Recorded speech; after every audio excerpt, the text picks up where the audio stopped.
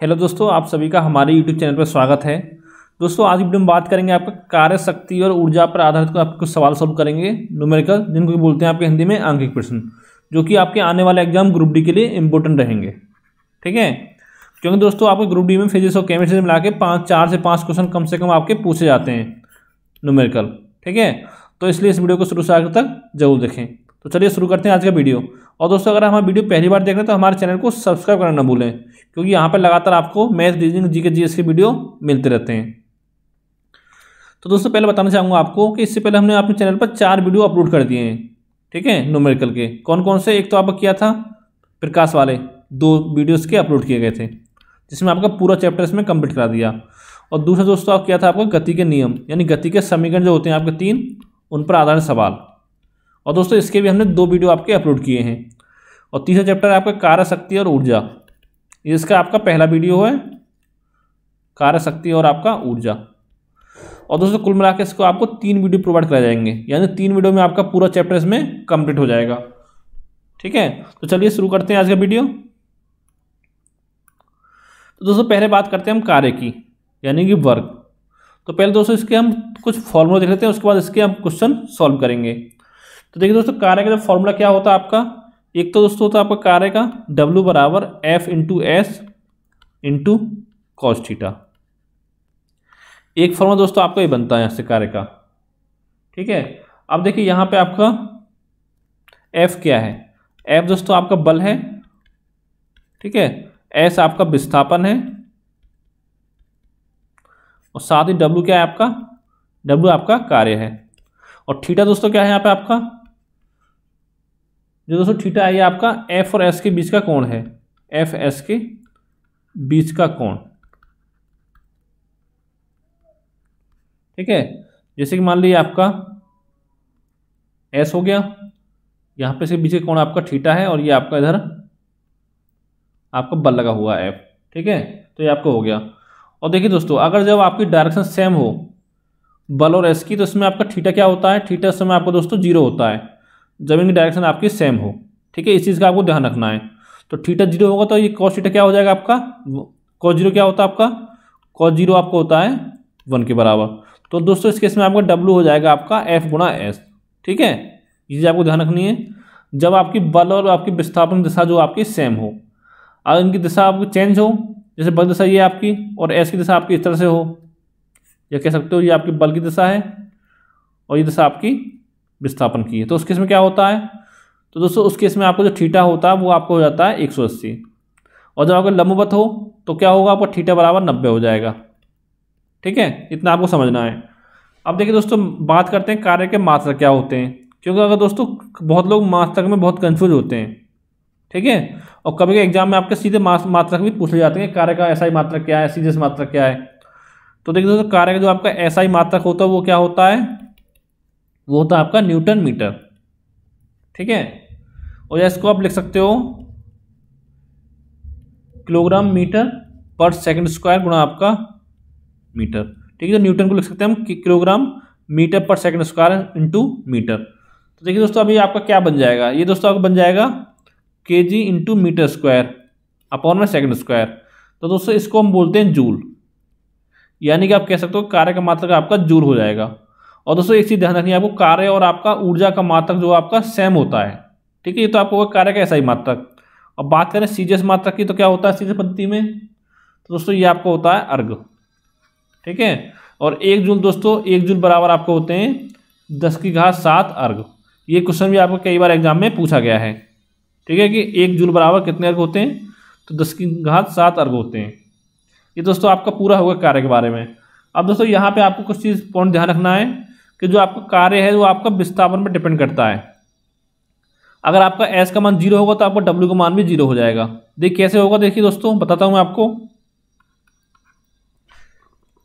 दोस्तों अगर आप किसी दीवार को धक्का लगाते हैं, ठीक है, तो दोस्तों पता होगा आपके द्वारा कुछ भी कार्य नहीं होता उसमें, क्योंकि आपको विस्थापन उस समय आपका 0 होता है। तो इसलिए आपका जो कार्य हो जाएगा वो आपका 0 होता है जब आप किसी चीज़ को धक्का लगाते हो दीवार को। ठीक है, यहाँ से पॉइंट आपको ध्यान रखना है, यहाँ से क्वेश्चन आपको सीधे बनते हैं एग्जाम में। और दोस्तों दूसरा पॉइंट आपका, जैसे कोई व्यक्ति है आपका, ये मान लो आपको कोई व्यक्ति है, ठीक है, ये अपने ऊपर आपका कुछ वेट लेकर खड़ा हुआ है, यानी 50 kg हो, 100 kg हो। ठीक है, अगर दोस्तों ये आपका 1000 वर्षों तक भी खड़ा रहे तो इसमें क्या होगा, जो इसका विस्थापन जो होगा ना इसका, वो दोस्तों आपका 0 होगा। क्यों होगा? क्योंकि देखो आपका कोई दूरी इसकी तरह तय नहीं की जा रही, तो आपका इस समय विस्थापन जो आपका 0 हो जाएगा। अगर दोस्तों आपका विस्थापन 0 हो गया, यानी एस बराबर 0 हो गया, तो उस केस में आपका डब्ल्यू बराबर आपका 0 हो जाएगा।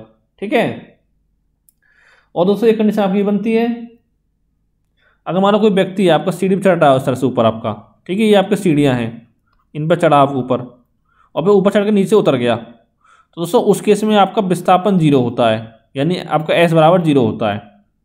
ठीक है, यानी जितना चढ़ा उतना उतर गया, तो इसमें विस्थापन 0 होता है, तो उस केस में आपका जो कार्य होगा वो भी आपका 0 हो जाएगा। ठीक है, सारे पॉइंट आपको ध्यान रखने हैं। और एक कंडीशन दोस्तों बनती है, अगर मान लो कोई कूली है आपका, ठीक है, मान लो 50 kg वेट लेके आपका मीलों दूर तो चलता है। ठीक है, उस केस में जो आपका क्या होगा, जो आपका बल एफ और एस के बीच जो कोण बनता है वो आपका 90 डिग्री का बनता है इस कंडीशन में। तो 90 डिग्री कोण बनता है, तो उस कंडीशन में आपका कॉस 90 क्या हो जाएगा आपका, कॉस थीटा, कॉस 90, और कॉस 90 का मान दोस्तों आपको होता है 0। तो दोस्तों उस केस में भी आपका जो कार्य है वो आपका 0 हो जाएगा। ठीक है, इतना आपको समझ में आ गया होगा। अब दोस्तों आपका आगे चलते हैं। अब दोस्तों ये बात तो होगी कार्य की, आगे कुछ फॉर्मूला देखते हैं आपके।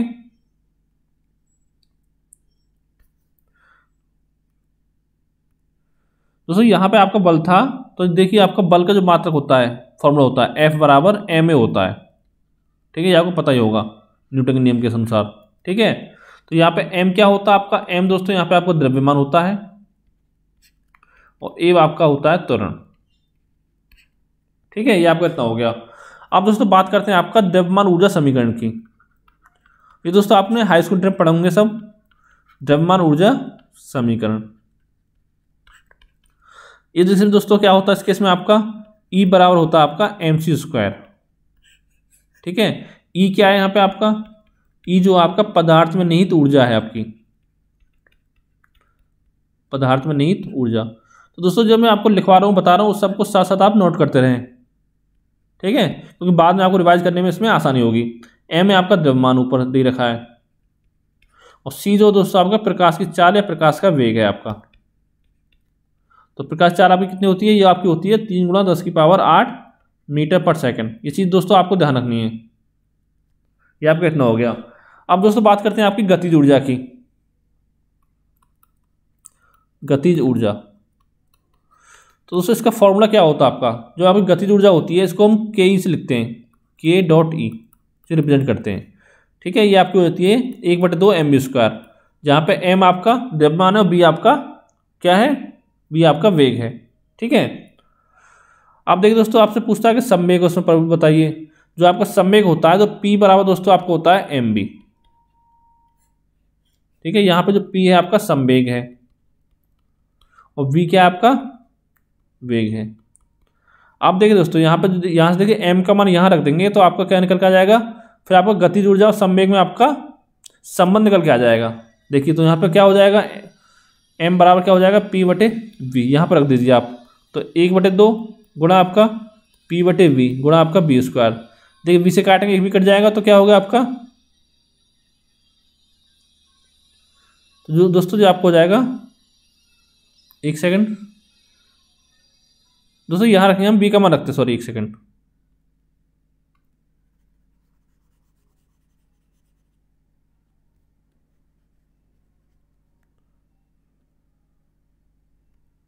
ठीक है, यहाँ से हम v का मान रखते हैं, तो v बराबर होगा p/m। तो यहाँ रख देंगे, तो कितना हो जाएगा 1/2 m गुणा v, कितना आपका p/m, तो इसका उसका हो जाएगा p² आपका m²। अब देखिए m से ये आपका m कट गया एक, तो कितना बचा आपका 1/2 गुणा आपका p²/m, या कह सकते हो आपका k बराबर हो जाता है आपका p²/2m। तो यहाँ पे दोस्तों ये आपका एक फॉर्मूला निकल के आ गया। ठीक है, यानी कि आपका संवेग और गतिज ऊर्जा में जो संबंध होता है वो होता है के गतिज ऊर्जा बराबर होती है p²/2m के। तो जब क्वेश्चन सॉल्व कराएंगे तो आपको और आसानी से समझ में आ जाएगा। अब दोस्तों एक होती है आपके स्थितिज ऊर्जा। ठीक है, इसको लिखते हैं हम पीई, यानी पोटेंशियल एनर्जी। इसका फॉर्मूला क्या होता है, तो दोस्तों ये आपको बराबर होता है mgh के। जहाँ पे जो m द्रव्यमान है, h आपकी हाइट है, ऊंचाई, ठीक है, और आपका g क्या है, g आपका गुरुत्वीय त्वरण है, गुरुत्वीय त्वरण। तो दोस्तों यहाँ तक आपको समझ में आ गया होगा, ठीक है। अब दोस्तों बात करते हैं आपका ऊर्जा का मात्रक। तो आपको बताया दिया जो आपका मात्रक कार्य का होता है वही आपका ऊर्जा का होता है। देखिए कार्य का मात्रक क्या थे आपके, एसआई में आपका जूल था और सीजीएस में आप क्या था, अर्ग था आपका, ठीक है। यही आपके मात्रक होते हैं आपके ऊर्जा के भी। अब दोस्तों अगला आपका आता है शक्ति, ठीक है। तो देखिए शक्ति के फॉर्मूले आपके क्या होते हैं। तो दोस्तों जो आपकी शक्ति होती है वो आपकी बराबर होती है कार्य बटे समय के, कार्य बटे समय, या कह सकते हो शक्ति को आपको पी से लिखते हैं हम, पी बराबर होता है डब्ल्यू बटे टी, ठीक है। या इसको लिख सकते हो डब्ल्यू की क्या लिखेंगे हम, एम लिख सकते हैं हम आपको डब्ल्यू को, डब्ल्यू को हमने क्या निकाला था स्टार्टिंग में, एफ वी कॉस थीटा, तो यहाँ पे लिख दो तो और आपका फॉर्मूला निकल के आ जाएगा। तो ये आपको हो जाएगा एफ वी कॉस थीटा बटे में आपका टी, ये आपका मान निकल के आ गया, ठीक है। चाहे आपका फॉर्मूला बन गया पी बराबर डब्ल्यू बटे टी, या आपका पी बराबर एफ वी कॉस थीटा बटे टी। ये आपको बता दिया कि एफ क्या है, बी क्या है, टी क्या है और आपका कॉस थीटा क्या है। आप देखिए दोस्तों यहाँ से एक मान आपका निकल सकता है, ठीक है। एक समय का निकल जाता है पी बराबर आपका हो जाता है एम जी एच बटे टी, क्योंकि डब्ल्यू बराबर एम जी एच होता है, कौन सी कंडीशन होता है ये मैं आपको जब क्वेश्चन सॉल्व कराऊंगा तब आपको बताऊंगा अच्छे से, ठीक है। ये आपका इतना हो गया। अब देखिए दोस्तों यहाँ पे अगर आपका कॉस थीटा जीरो, थीटा का मान जीरो हो तो आपका पी बराबर क्या हो जाएगा, तो पी आपको हो जाएगा ये, सॉरी एस है यहाँ पे, ठीक है। ये होता था आपका एफ एस कॉस थीटा, तो मिस्टेक हो गया यहाँ पे,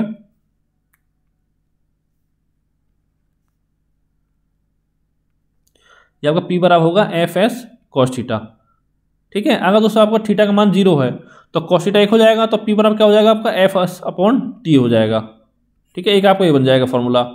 एक दोस्तों आपको पता होगा कि जो वेग होता है आपका वी बराबर क्या होता है आपका, वो आपका होता है एस बटे टी। अगर दोस्तों यहाँ पर जो आपका एस बटे टी है यहाँ पर हम लोग रख देते हैं आपका वी, तो क्या हो जाएगा पी बराबर आपको हो जाएगा एफ इंटू वी, और या एस निकाल दो या आपको कॉस थीटा रख दो साथ में, या कॉस थीटा का मान जीरो हो गया तो आपका एफ पी बराबर एफ बी हो जाएगा। एक फॉर्मूला दोस्तों आपका ये बन निकल के आ गया, ठीक है।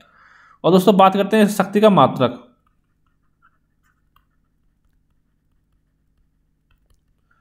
तो दोस्तों जो शक्ति का जो मात्रक होता है वो क्या होता है आपका, वाट होता है शक्ति का मात्रक, ठीक है।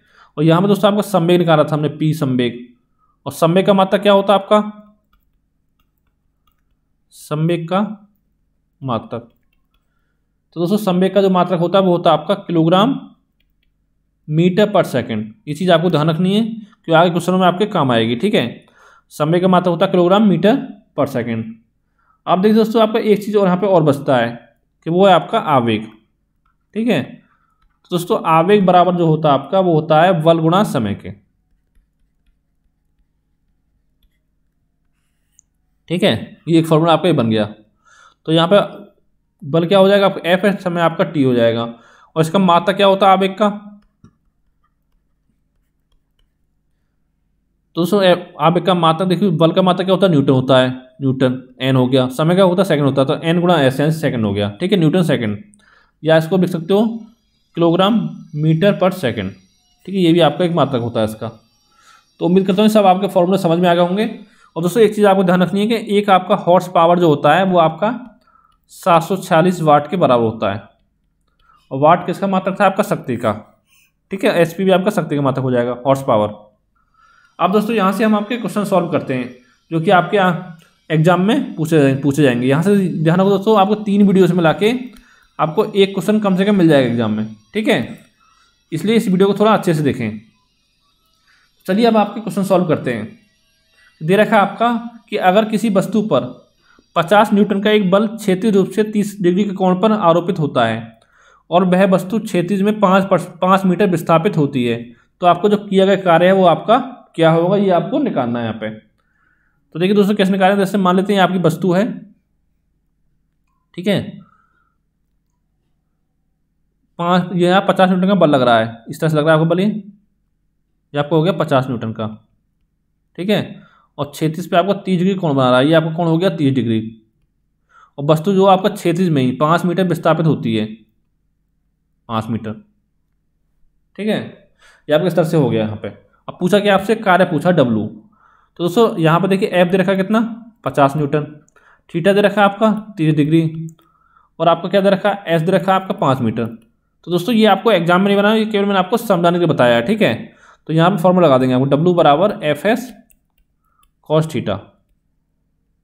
ठीक है, एफ कितना 50, एस क्या है 5, कॉस थीटा कितना आपका कॉस 30, थीटा 30 आपका, तो 50 पंजे आपका 250 हो गया, गुणा कॉस 30 का मान कितना होता है दोस्तों आपका होता है √3/2, 2 से काटेंगे 125 हो जाएगा, तो ये आपका 125 √3 हो गया कार्य जूल।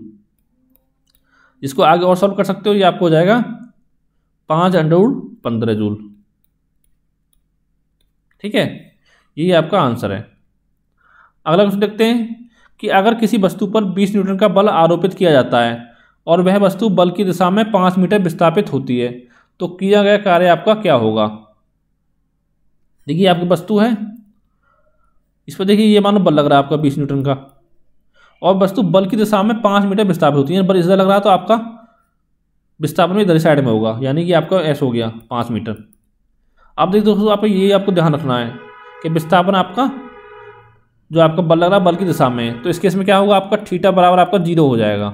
ठीक है, तो कॉस थीटा आपका कितना हो गया आपका 1 हो गया, तो इसलिए आपको डब्ल्यू बराबर क्या हो जाएगा आपका एफ इंटू एस हो जाएगा। तो एफ कितना 20, एस कितना 5, तो 20 पंजे 100 हो गया आपका, यानी 100 जूल आपका आंसर आ गया। ठीक है, इस तरह से आप इन क्वेश्चन को सॉल्व करना है। अगला क्वेश्चन है कि 20 न्यूटन का एक बल एक वस्तु को 2 मीटर विस्थापित कर देता है और 20 जूल कार्य करता है, बल और विस्थापन के बीच कोण आपको ज्ञात करना है।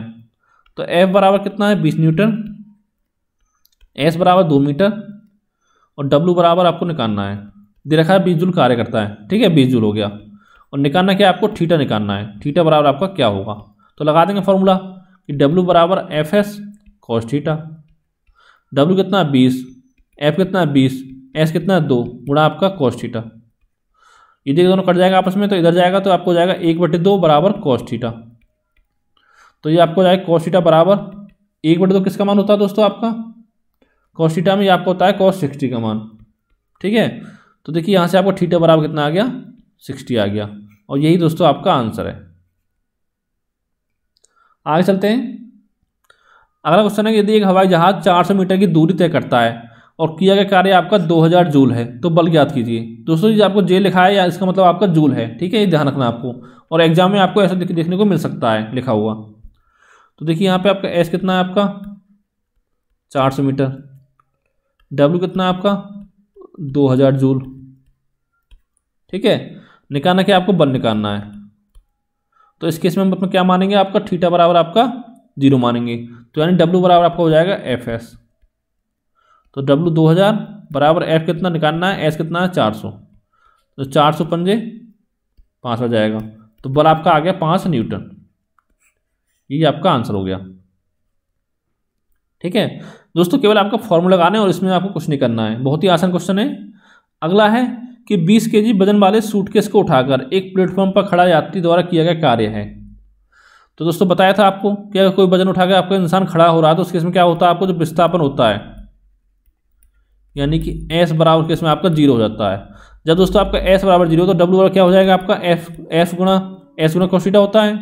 तो अगर एस 0 हो गया तो पूरा आपका 0 हो जाएगा, यानी उसके द्वारा किया गया कार्य आपका कितना हो जाएगा 0 हो जाएगा। यही आपका आंसर हो जाएगा। ठीक है, अगला है कि एक कुली 50 मीटर की दूरी तय कर 100 न्यूटन का भार उठाता है, तो उसके द्वारा किया गया आपका कार्य क्या होगा।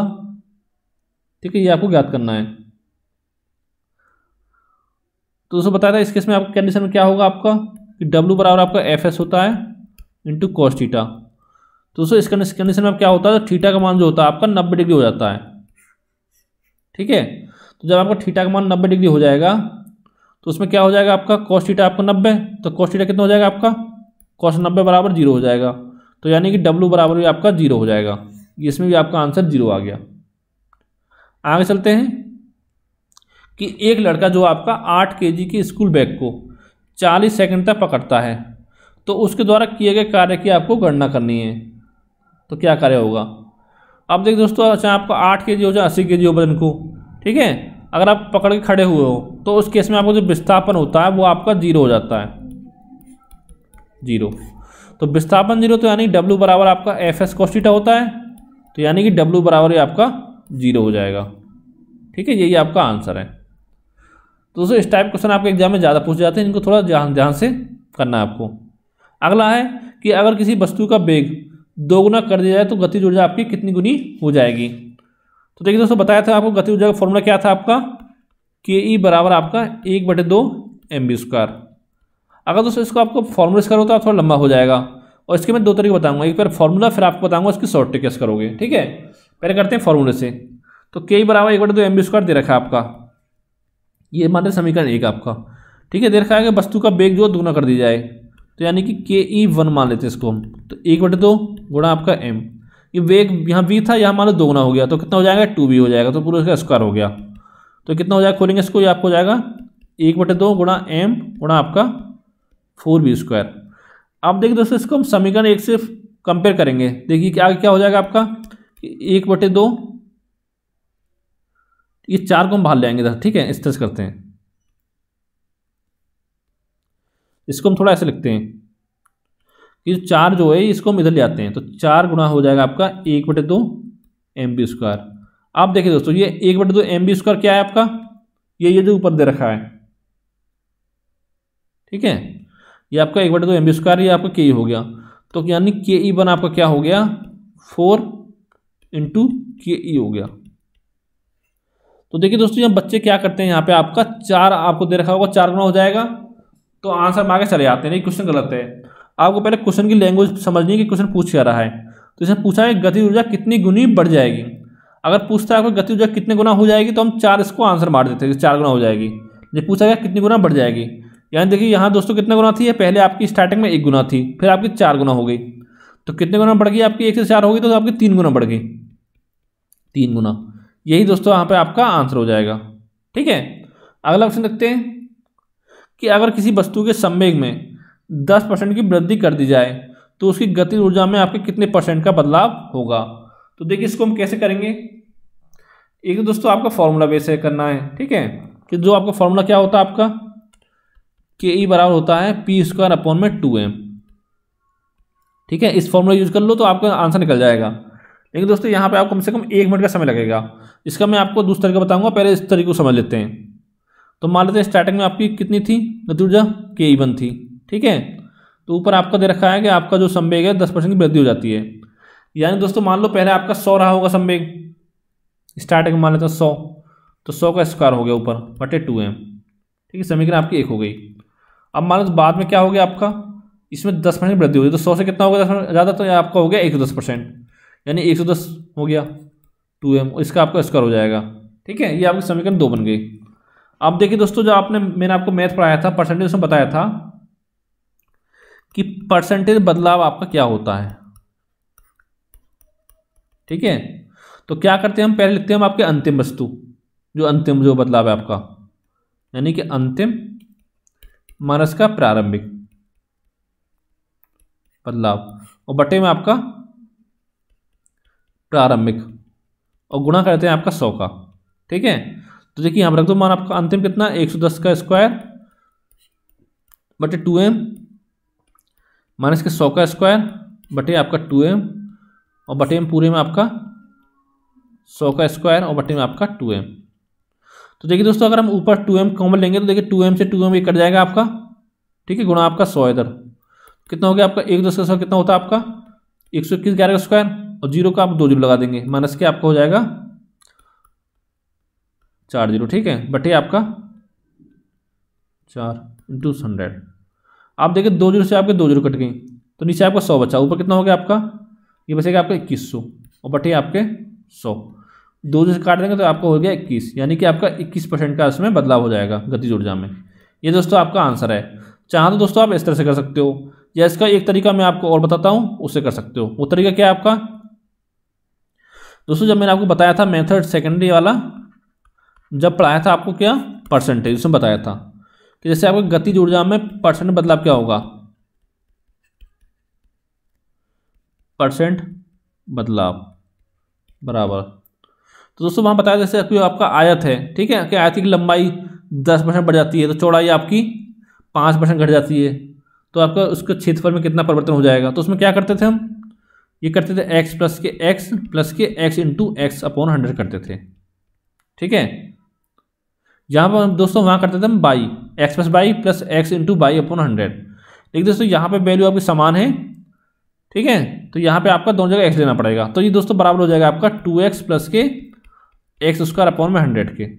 तो यहाँ पर दोस्तों आपका x का मान कितना है, 10% है, तो मान रख दो, आपका आंसर आ जाएगा। तो ये बराबर हो जाएगा 2 गुणा 10 प्लस के 10 गुणा 10 बटे आपके 100।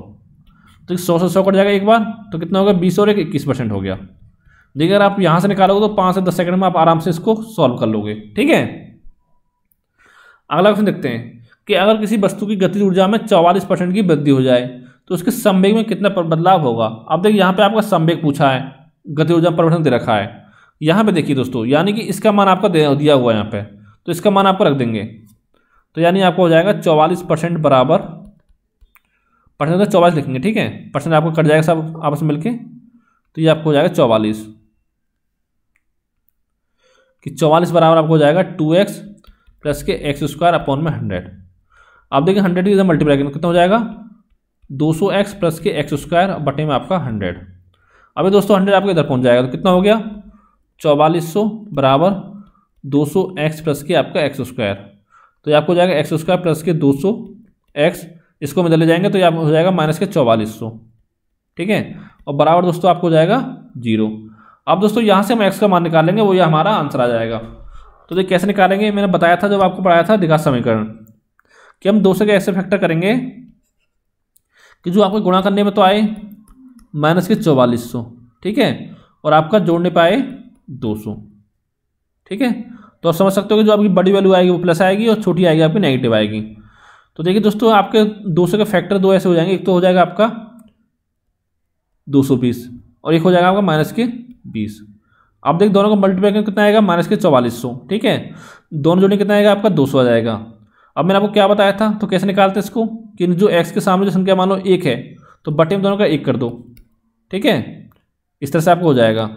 और फिर क्या करना है हमको, जो चिन्ह इनको चेंज कर दो, इंटरचेंज, तो यानी कि x बराबर क्या हो जाएगा, एक तो आपको हो जाएगी माइनस के 220 और एक आपको हो जाएगी 20, क्योंकि दोस्तों आपका जो है संवेग जो आपका माइनस में नहीं होगा, तो इसलिए आपका जो 20 है वही आपका आंसर हो जाएगा, x बराबर 20%, जो उसका होगा उसमें आपका 20% का बदलाव होगा, ठीक है, ये आपका आंसर है। तो दोस्तों उम्मीद करता हूँ ये वीडियो आपको पसंद आया होगा। अगर दोस्तों ऐसी और वीडियो चाहते हो आप तो नीचे कमेंट में बताएं कि आप कौन से टॉपिक पर वीडियो चाहते हो, ठीक है, और साथ ही हमारे चैनल को सब्सक्राइब करें, साथ ही दोस्तों के साथ शेयर करें, क्योंकि यहाँ पे लगातार आपको वीडियो मिलते रहते हैं, ठीक है। और दोस्तों कोई आपका सवाल हो तो नीचे कमेंट करके पूछ सकते हो या हमारे व्हाट्सएप नंबर पर व्हाट्सएप कर सकते हो, नंबर है 70 42 65 4209, ठीक है, इस पर आप व्हाट्सएप भी कर सकते हो।